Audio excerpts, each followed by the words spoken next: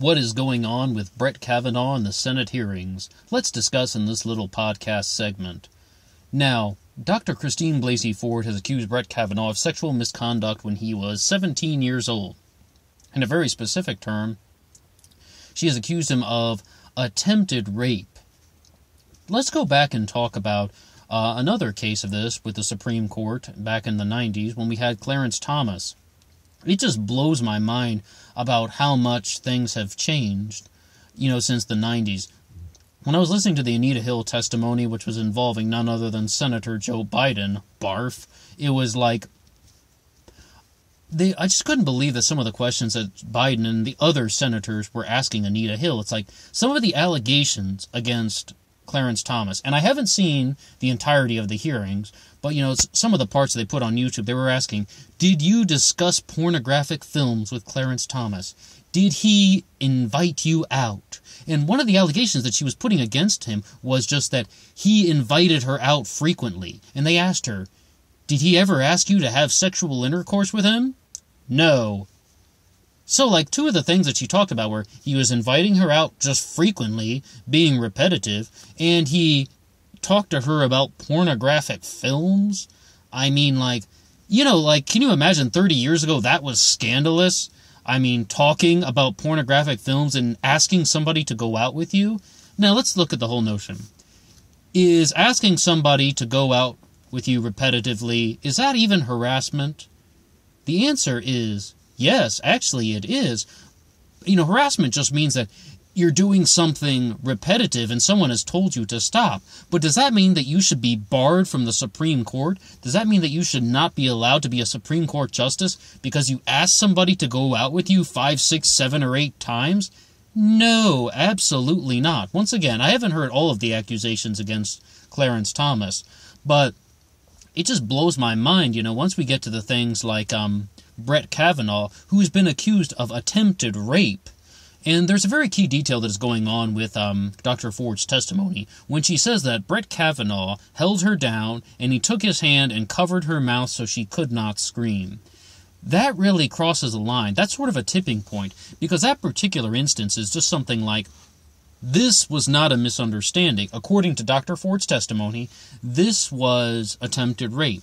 There's no sort of gray area. There's no sort of, he thought she wanted to be involved. He thought she was a willing participant. It's just a perception issue. And, I'm a man. I can understand the whole notion of a perception issue when you hear things like, you thought the girl was a willing participant, but it turns out she wasn't. And we've had allegations against Aziz Ansari that were very similar, and even some of the things that they said about Dustin Hoffman were of that nature. It's just sort of like things that could be perceived as a perception issue when you thought someone wanted to do something, but in reality they didn't. And that just goes into this whole sort of gray area that is purely ambiguous.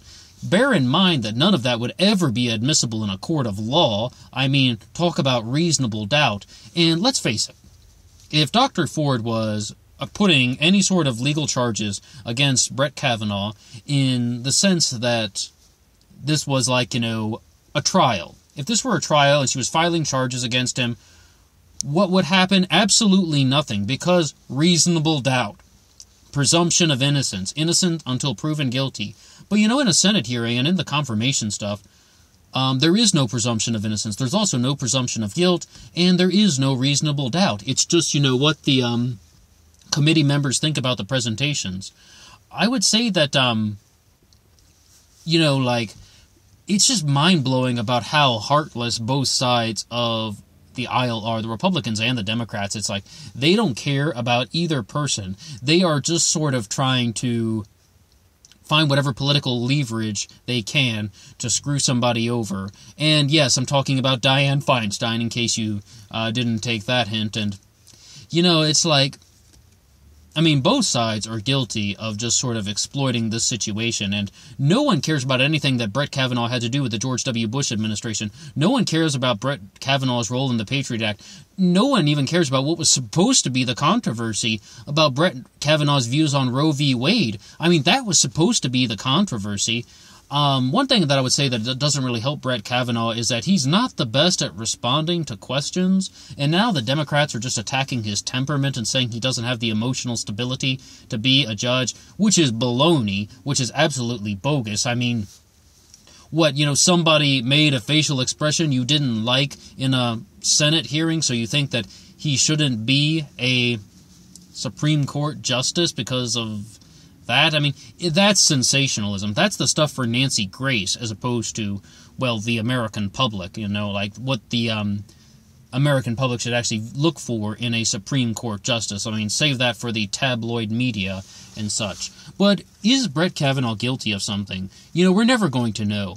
And I don't want to discredit Dr. Ford's testimony, but it's like, I will say that the human mind has a terrible ability to remember details. Well, yes, it's true, especially after 36 years. Have you ever had that experience? Like, you hear a line in a movie that's just so funny, and, you maybe even recall the joke with your friends and family, and you tell that, story to people about it. Yeah, like in this movie they said such and such, and then you watch the movie again, and, well, they're saying something similar, but it's not exactly the words that you used. Or the scene in the movie is not exactly how you described it. Because we don't remember details with 100% certainty. I mean, usually if there is a certain tragedy going on, you have a higher chance to remember details. So maybe Dr. Ford is spot on, but maybe she's not. It's just that we don't know. Now, Brett Kavanaugh has had multiple accusers come forward to say that he is somebody who has also sexually assaulted them. And one of them, I can say the second accuser really sounds more of like a, well, I can't even really say because we just haven't really heard her side of the story in front of the Senate. And it's like, it's just a giant question mark. Every single thing they're saying is ambiguous. And what a lot of guys are concerned about is, and by guys, I mean, women are even concerned about this too, in the sense that if you are a man, that a woman could just come forward and say, hey, this man sexually assaulted me years ago. No proof, only her word against his, and game over. It's like anybody could do this. And the president, guys are concerned about that because they're like, anybody could get nailed for that. If we're just going to have this 100% insinuation that men are not telling the truth, then it's just sort of like, where do we go from there? I mean, like, where is the justice? Where is, the honesty and the sincerity?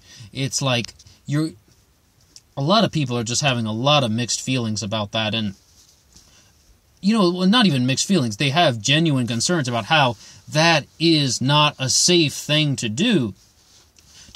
To instantly believe the woman only because she is a woman. So that's one of the things that's going too far. Now here's another thing that's going too far. The presidential candidate Andrew Yang for the Democrats posted on Twitter that one way to get fewer allegations for your nominee, or to get more of his exact wording, one way to get a nominee with fewer allegations is to nominate a woman. That's right. So, the problem with that's the other extreme, when it's just sort of like, okay, now we need to start filling in more vacancies with women just because they don't want to deal with these scandals. And it's like, well, where's the fairness in that? Where's the justice in that? Whatever happened to just finding the person who was most qualified for the job? Identity politics will only go so far. And, it's just like, it's just, it's too much. It's too much about catering to this whole notion of diversity. And it's too much, to try and force that someone, is guilty until proven innocent. And that all men would become guilty until proven innocent. But if you are a man, think about this. What has happened to Brett Kavanaugh could just as easily happen to you. If you were ever up for a promotion, wouldn't a coworker says, even 2 years ago, this guy assaulted me. Yeah, and she gives the exact same Brett Kavanaugh story, and you would be like, well, no, that's not true. That never happened.